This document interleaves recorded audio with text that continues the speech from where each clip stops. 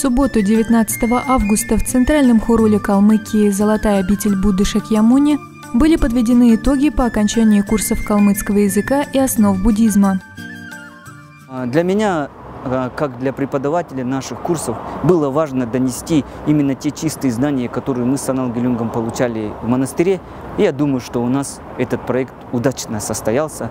И те результаты, которые показали наши студенты, 97, 96, 93 балла по буддизму, мы сделали очень сложные вопросы. И я думаю, что это высокий показатель образования именно по основам буддизма наших студентов. По результатам экзаменов были определены победители.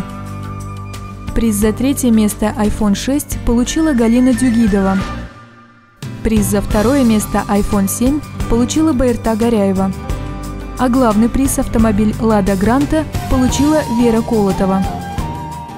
Хочу выразить огромную благодарность Центральному хорулу и монашеской санхе за проведение таких курсов калмыцкого языка и основ буддизма. И я очень постараюсь применить эти знания и передать их своим детям.